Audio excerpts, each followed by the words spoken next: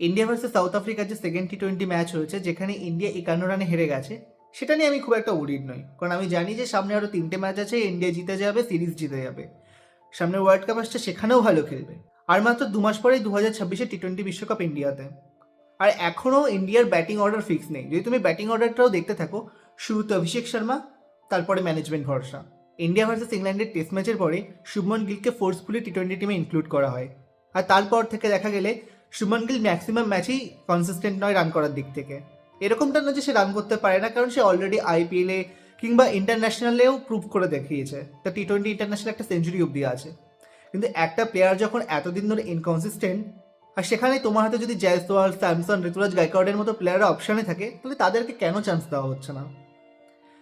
3 নম্বর পজিশনে যবে থেকে বিরাট খেলা বন্ধ করেছে, তারপর থেকে প্রচুর এক্সপেরিমেন্ট করা হয়েছে, কিন্তু এখনও টেস্টের মতো টি-20তেও কোনো পারফেক্ট টি-20 প্লেয়ারকে খুঁজে পাওয়া যায়নি।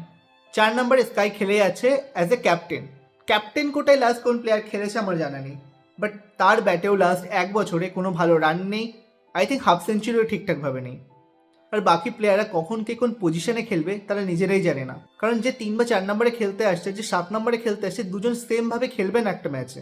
একটা মাইন্ডসেটেরও ব্যাপার থাকে, আর এই ফ্লেক্সিবল ব্যাটিংয়ের চক্করে প্লেয়ারদের সেই মাইন্ডসেটটাই নষ্ট হয়ে যাচ্ছে। তারা নিজেরাও ঠিকভাবে প্রিপেয়ার করতে পারছে না। আর ভাই, লাস্ট ম্যাচে অক্ষর প্যাটেল 3 নম্বরে ব্যাট করতে আসছে। Can you imagine? হ্যাঁ, জানি যে ইন্ডিয়ার আগেও যখন এরকম ক্রমাগত উইকেট পড়ে গেছে, তখন সেই সিচুয়েশন সামাল দিতে অক্ষর প্যাটেলকে পাঠানো হয়েছে। বাট সেটাও যদি দেখা হয় 4 বা 5 নম্বরের পরে, 3 নম্বরে অক্ষর প্যাটেলকে কখনো খেলানো হয়নি। সো আমার মনে হয় যে ইন্ডিয়ার সামনে এখনো যে 2 মাস আছে সময়, সেই সময়ে ইন্ডিয়ার ব্যাটিং অর্ডারকে ফিক্স করা উচিত, এবং সেই একটা ফিক্স প্যাটার্নে খেলানো উচিত, যাতে প্লেয়াররা কমসে কম প্র্যাকটিস করার একটা সুযোগ পায়।